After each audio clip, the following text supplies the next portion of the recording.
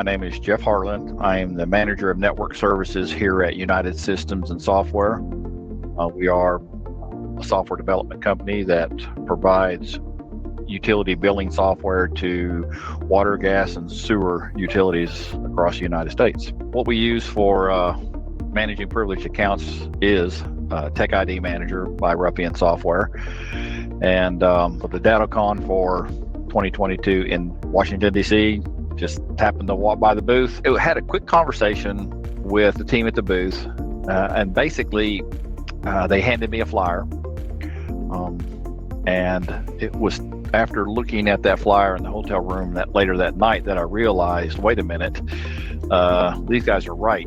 And what we have isn't doing what we need. In fact, that vendor was there at DataCon, and we went and visited with them and showed them the flyer and said, how are we doing these things? And they said, well, we're not. The other product, we tried to make it work like Ruffian software worked, but it wasn't going to. I wasn't looking to solve a problem. I thought I had the problem solved. Come to find out I didn't. I don't have to keep up with passwords. My techs don't have to keep up. Nobody has to keep up with a password anymore other than your master password to get into the application. Once you're there, your passwords are there, and they're changing every single day at midnight, which to me is, that's awesome. We have deployed TechIDManager in all of our customer base. So it's about around 130-ish sites. I don't think we've run into any issues with it. We learned a little bit about deployment once we got the deployment down through our RMM, data RMM, and it was smooth sailing. You've got TechIDManager up in the morning, and if you need a remote into a machine that's locked, you have the access to do what you need to do without even having to open up another tool to get into the application. The price point is very reasonable, so there's no reason not to use the product. I mean, I can't think of any reason why anybody should say, oh, we're not going to, it's either too expensive, because that's just not the case. And two, from a security point of view, it makes no sense not to be doing it.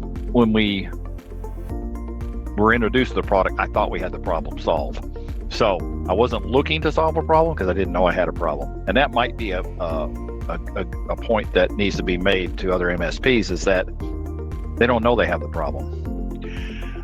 They think that putting the passwords in IT Glue or whatever document management system and keeping up with them that way, and everybody in their department sharing passwords, that's a okay thing, but it's not. If you tie it back to the CIS controls, you're going to find out that no, we're not really supposed to do that.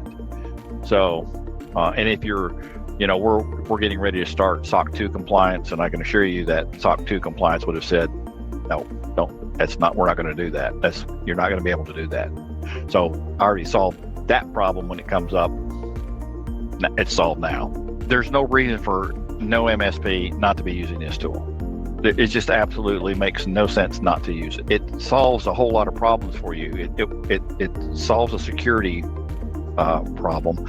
It actually makes you faster, so you're able to get into machines quicker. And so if you count the time saved in a month, you probably come close to paying, if not paying for in abundance, what TechIDManager is costing. I always like to deal with people who are nice. I have dealt with vendors, we all have, that they're not nice. And you deal with them because you maybe don't have an option. Everybody at TechIDManager that I've met is nice. I recommend TechIDManager to everyone, whether they're even looking for this product. I'm telling them this product exists.